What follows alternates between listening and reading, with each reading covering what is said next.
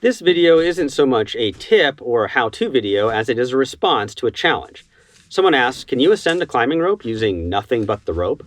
Well, yes, you can.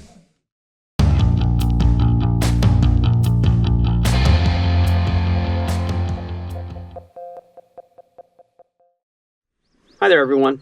I'm Jason. Today I'm doing a type of video I've never done before, a classic challenge video. Someone asked me if I could think of a way to ascend a fixed climbing rope using no gear other than the rope. To be very clear, there is nothing about this that is standard. I wouldn't recommend doing this in any environment that has consequences. And I can't think of a practical application of this unless you just happen to be out on a hike and just happen to stumble upon a lead rope soloist who's taken a fall and needs a rescue. In other words, this is not a climbing video. It's a climbing nerd form of a party trick. It took me a few days of mulling it over, using the odd 10 minutes here or 5 minutes there, before I came up with a solution. I know how to do the component parts. I know how to make a seat harness out of a rope. In fact, we've got a short on how to do that. I know how to create friction hitches that are rope on rope. We've got a short on that, too. And just about any bite knot can make do for a foot loop. What I needed was a way to string the systems together serially where one section of the setup could feed directly into the other. Here's the system I came up with. I'm taking 7 wingspans of rope from the free end. That's about 13 meters for anyone counting. Then I am taking the free end and wrapping it downward around my waist 5 times. The thicker I can make this, the more comfortable it's going to be as I hang in it as a harness.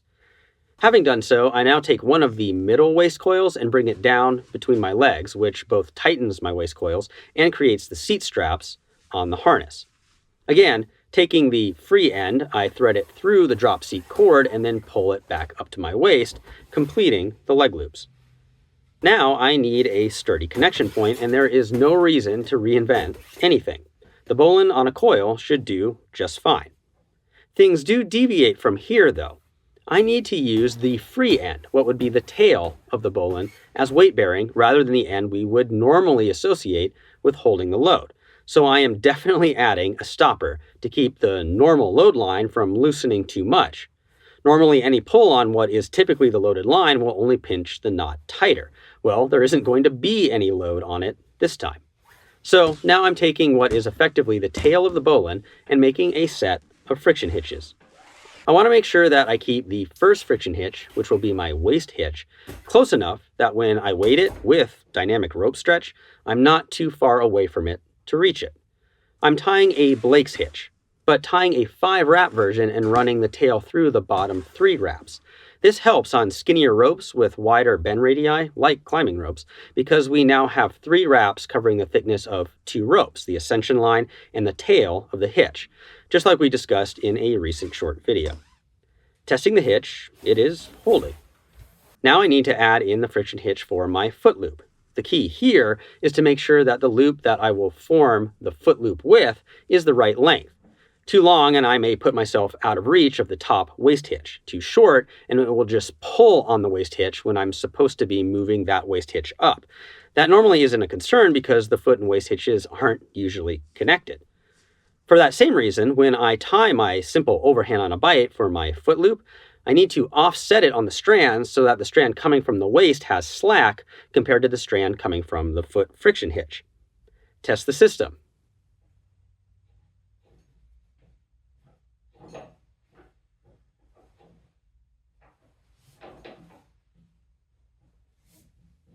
Now I've got a red line that is fixed as I'm taking a gree up with me for an easier descent. Because unless I want to prusik back down, I need to undo both friction hitches in order to free myself from the rope, and that would also mean that I'm not connected to anything at all. This way, I will gree into the red line before untying the friction hitches and then heading down. Up I go.